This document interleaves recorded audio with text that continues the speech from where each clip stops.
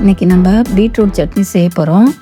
இது வந்து பீட்ரூட்டு பிடிக்காதவங்க கூட இந்த சட்னியை விரும்பி சாப்பிடுவாங்க. இதுக்கு தேவையான இன்க்ரீடியன்ட்ஸ் என்னென்னு பார்த்துடலாம் வாங்க. பீட்ரூட்டு, வெங்காயம், தக்காளி மூணுத்தையும் ஒன்று எடுத்துக்கலாம். 2 காஞ்ச மிளகாய், 4 பல்லு பூண்டு, கருவேப்பிலை, கொத்தமல்லி, துருவின தேங்காய். இப்போ சமைக்கலாம் வாங்க. ஸ்டவ் ஆன் பண்ணிக்கலாம்.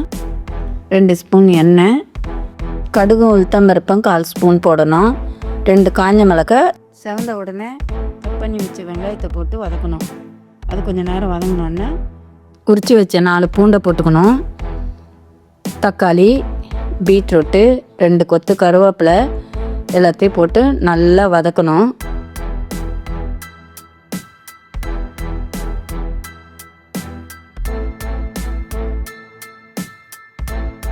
வதக்கிட்டு லாஸ்ட்டில் நம்ம தேங்காய் திருவி வச்சுருக்கோம் பாருங்க, அதையும் போட்டு நல்லா வதக்கணும்.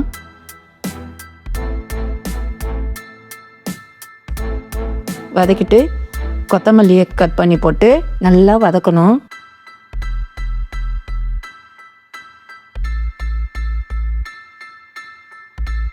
பச்சை வாசனை போகிற வரைக்கும் வதக்கணும்.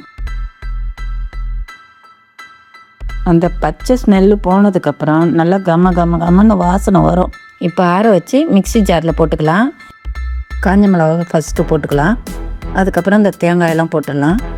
ஏன் நான் ஒன்றா போட்டு அரைக்காமல் இதை மட்டும் ஃபஸ்ட்டு போட சொல்லணும்னா, எப்பயுமே வந்து இது மாதிரி தனித்தனியாக அரைச்சிங்கன்னா எல்லாமே ஒரே மாதிரி வரும், இல்லைன்னா குறைன்னு இருக்கும். ஃபஸ்ட்டு போட்டதை அரைச்சிட்டேன், மீதி உள்ளதையும் அதிலே போட்டு அரைச்சிக்கலாம். இப்போ தாளிக்கிறதுக்கு வானலை சூடு பண்ணிக்கலாம். எண்ணெய் 1 ஸ்பூனு, கடுகு உளுத்தம்பருப்பு 1/2 ஸ்பூனு, கடுகு பொரிஞ்ச உடனே கருவேப்பிலை 2 கொத்து உருகி போட்டுக்கலாம்.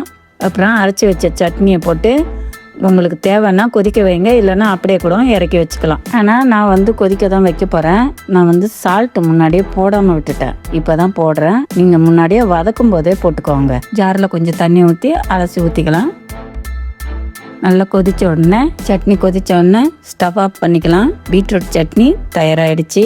நீங்களும் இதே மாதிரி பீட்ரூட் சட்னி செஞ்சு சாப்பிட்டு பார்த்துட்டு டேஸ்ட் எப்படி இருக்குன்னு கமெண்ட் பண்ணுங்கள். அடுத்தடுத்து இது மாதிரி வீடியோஸ் பார்க்கறதுக்கு நம்ம சேனலை சப்ஸ்கிரைப் பண்ணி வச்சுக்கோங்க. நெக்ஸ்ட் ஒரு இன்ட்ரெஸ்டிங்கான வீடியோவில் பார்க்கலாம். பாய்.